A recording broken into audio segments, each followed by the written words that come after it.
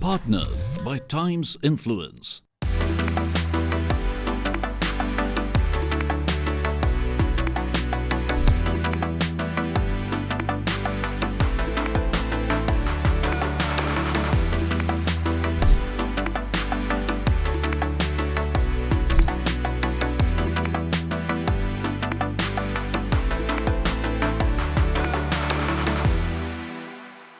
Welcome to yet another episode that puts spotlights on what really are the new trends in the digital space and how are marketeers gearing up for that. Partnership between ZEE5 and etbrandequity.com. This conversation today will put a complete lens on how innovations are changing the way we look at the rise of digital and what kind of distribution and growth are we beginning to see within this space. What are the new mechanisms, the gamification, the experience for the consumer, and of course, how marketeers are interacting with that in a completely new light with a very uphill, one would imagine, learning curve. So let's delve into learning-based content creation, hyper-personalization, blockchain, all of this with three fantastic guests who do this day in and day out. Anand Chakravarti is the Managing Director, India for Essence. We've got Ajay Kakkar, Chief Marketing Officer of Aditya Birla Capital. Rajneel Kumar is the Business Head Expansion Projects and Head of Products at ZEE5 India. Gentlemen, thanks for joining us. Straight to you, Anand. Innovation in digital growth. What all fronts are really pushing technology to the hilt? Let's look at it from a marketing lens, because at the end of the day, we have to look at it from the eyes of the marketing teams that we are working with. So I think if you look at what are the new P's that are affecting digital today, the three new P's are fundamentally privacy, right? With GDPR having happened in Europe and now India also getting a data protection law. That has had implications on technology, how we implement campaigns, and new solutions coming in. There's provenance, which is really the challenge of being able to ensure that you have genuine customer identities and avoid fraud. And the third P, I would say, is personalization, something you spoke about in your intro, which is really how do you ensure that you're able to create a unique experience for each of your customers, given the context and given the challenge that the walled gardens are the ones who actually have a lot of the last mile data, which you don't have access to. I want to get Ajay's perspective. Ajay, the way we consume content has changed. Content has become a big part of the larger cycle of efforts that marketers and brand managers are putting in. And then there's the distribution piece. As somebody who's been in this industry for a long time and seeing marketing evolve, what are your takeaways from the way we have seen, new machine learning tools, artificial intelligence step in? There is so much technology and there is so much buzz out there. I don't know if we should start with technology. And that's been my grouse against our own industry, that we have the latest of technology. Now let's find a person to apply it to, whether it's a brand, whether it's a consumer, or it's a category. And my question remains that first, why don't you understand a brand? Why don't you understand the brand's consumer? Now tell me, what relief can your technology provide to that consumer such that the brand business benefits? So the only thing I'm saying is, can we start with the consumer, the brand, and end with business rather than start with technology? So that's one grouse of mine which has remained. When it comes to content, and we have Rajneesh out here, so I'm taking the liberty of taking OTT as an example. Content is king, we all know about it. Hyper-personalization is important, we all talk about it. But the fact is, where is the differentiation coming? So that's my problem with technology. We start with technology and then find the customer rather than look at the customer, look at his journey, then decide what can technology do for that. I think some very important points made there. Rajneel, your reaction to Ajay's argument on that? I think let me start with what Anand said, that the question you put to him was what is changing and what is happening, in a very broad way. I think everything that we know around us is changing on a daily basis. The more attuned we are to understanding where technology is going, the better we will be able to solve the problem. Coming to what Ajay said, I think being a product person at heart for the longest time, I think customer has always been the key.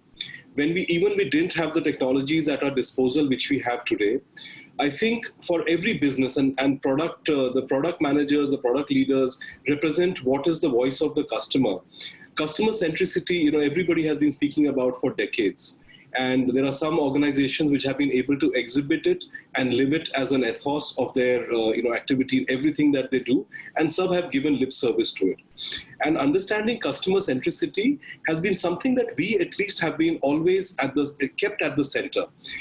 All the technologies that come in, whether you look at personalization, whether you look at on the advertising side, being able to measure ad fatigue and understanding how many ads are too many ads for a user, understanding how do you nudge a user to go from a free user who's not paid for a subscription to going to a subscription, and still maintaining the balance where the user does not come back and say, hey, there's nothing for me to watch here. Everything that I'm shown in the recommendation engine, they ask me to pay for it. So I'm not going to come back here and stay somewhere else.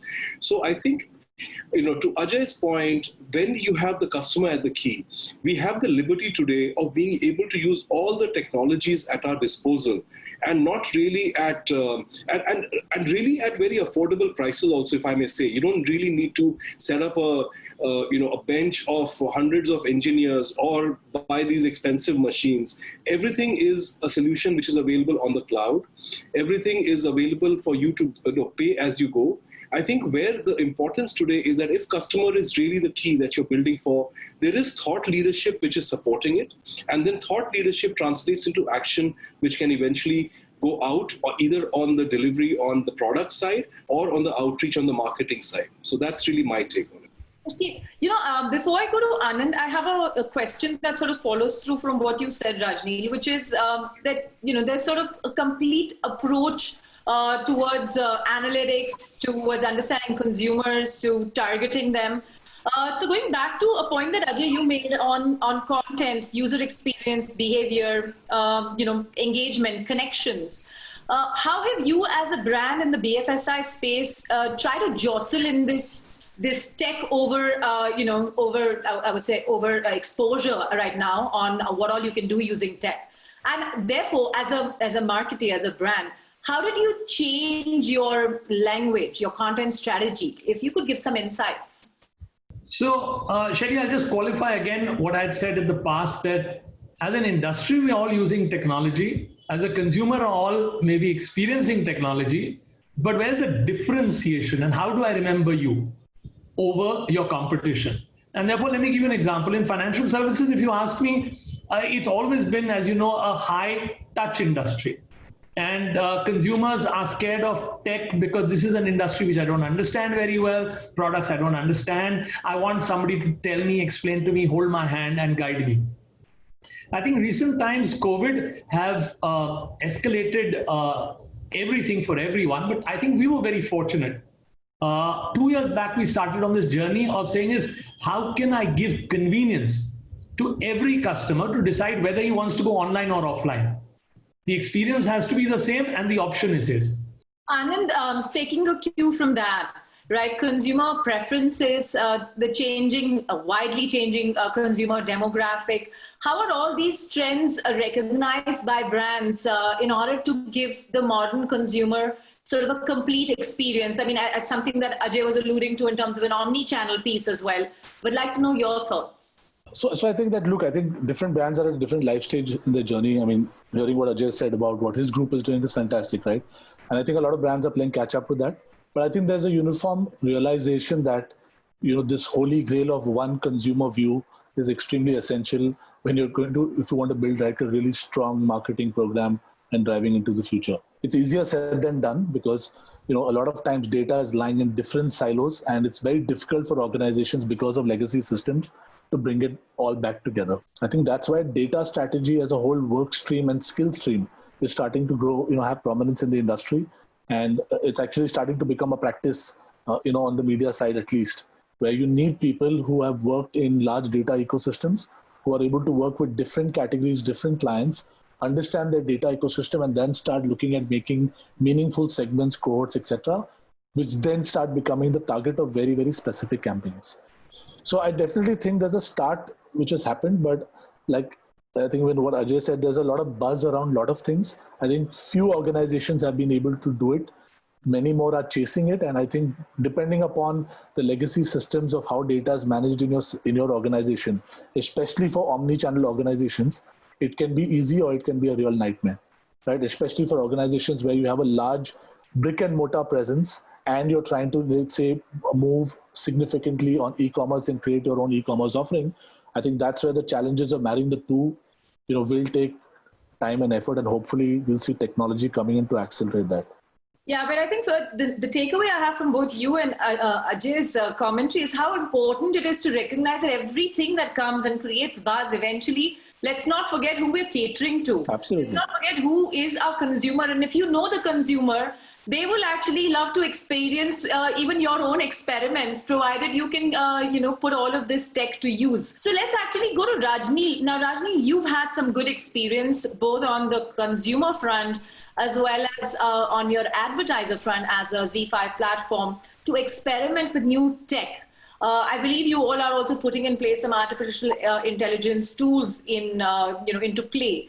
If you could share how you are making that leverage happen and work for you guys. Sure.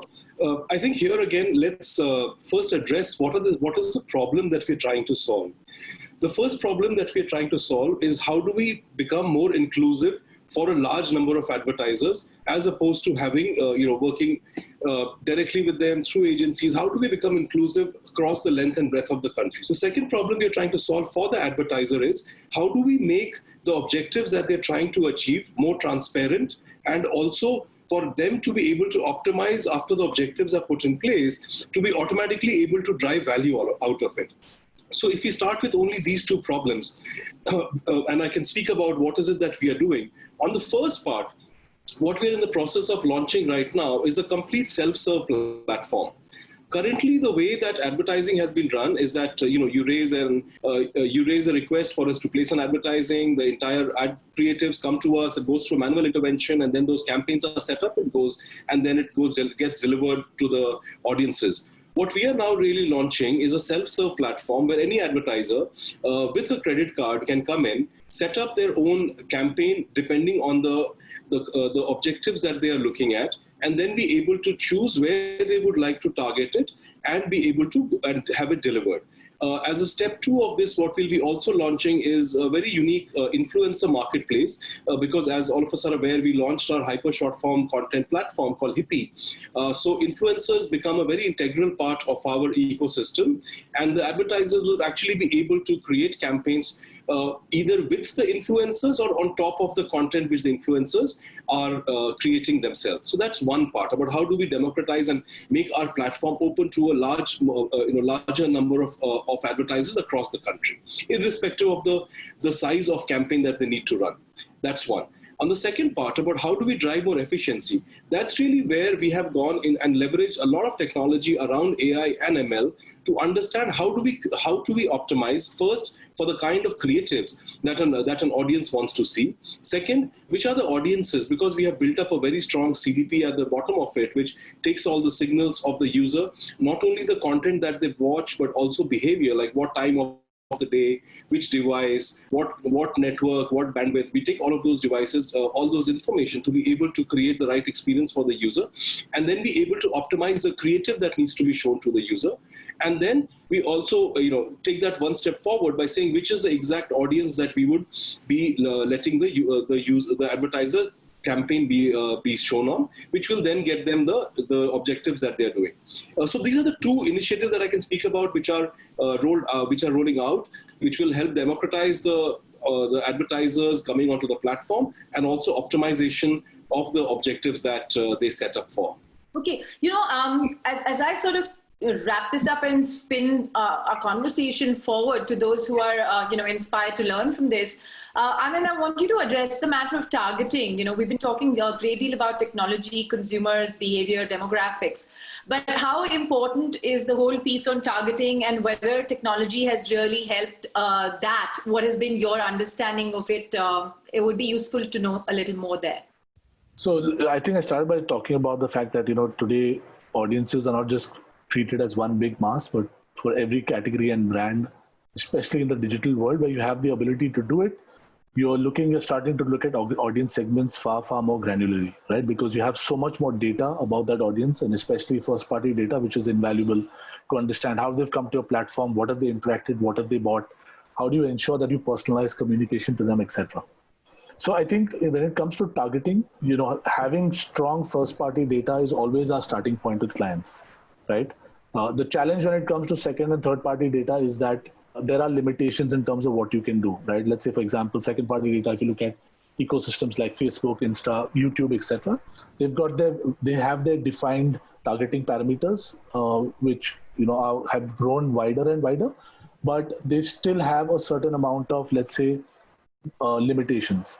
And I think the challenge today for brands is how do you take your data and how do you layer it onto these ecosystems and identify more sharper segments? How do you customize your offering to these clients?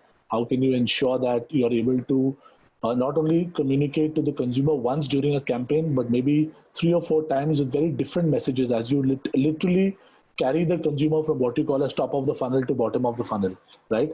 And all of that is done through a lot more smarter targeting today. I think that's where we are also seeing the growth of programmatic and the fact that more and more advertisers are willing to go onto a programmatic platform.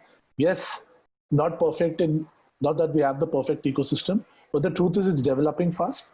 And I think for digitally advanced or even clients who are digitally accelerating their ecosystems, I think a large part of their future digital media will all be driven programmatically. For example, in our ecosystem, close to 70% of all our media digital spends are done programmatically, right? And we encourage clients to do so because it just allows you to do so much more with your first party data, so much more with segmentation, so much more things that you can do, which you can't do otherwise if you're still, let's say, working on standalone platforms. Yeah, I hear you, especially on programmatic and focused, sort of audiences. I mean, when I set up She the People, that's one of the big experiences we had, how focused offerings can be made to brands and specifically cater to their needs. And that brings me to the last question to you, Ajay, which is that I have noticed you personally are a huge champion in pushing forward, communication through storytelling. And through these episodes, we've been talking a great deal about when you think of consumers, let's not forget they have to be, their hearts have to be touched, their minds have to be open to new ideas. How has that journey been for you to walk that tough path? Keep technology needs in place, keep distribution in place, but let's not forget what we need to talk with our consumer, share with our consumer. No, thanks so much, Sherry. You're right. Storytelling is very dear to my heart, and especially given you're a marketer, then it comes obviously. I think as marketers, we need to be storytellers, and that's the only way you can engage and keep a customer loyal to you and coming back for more. So while technology, whether it's AI, ML, are great aids in this journey, I have 2 words of caution for all of us. The first is that, like they say in the mutual fund industry, past performance is no indication of future performance. Analytics rely on the past, and they predict the future basis the past, whether it's the past tastes, whether what's worked in the past or what's not worked in the past.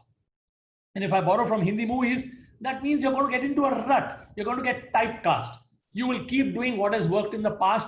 How will you bring in new entertainment, new stories, refreshment? How will you create new cadres or new genres of content? The second part is technology can tell me what to say. Technology can even tell me when to say. Maybe they can tell me how to say. But at the end of the day, humans are about emotions. What is going to get that tear in my eye?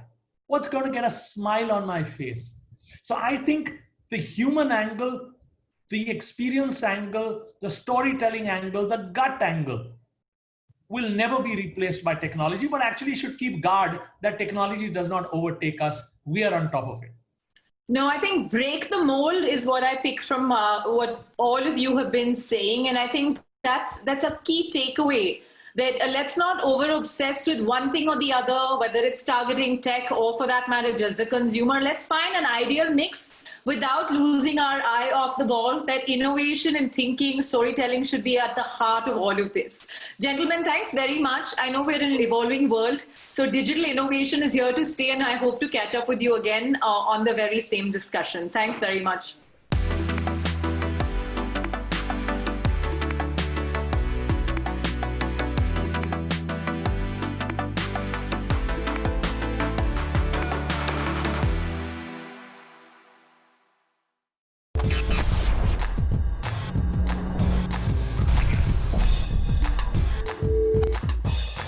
Partnered by Times Influence.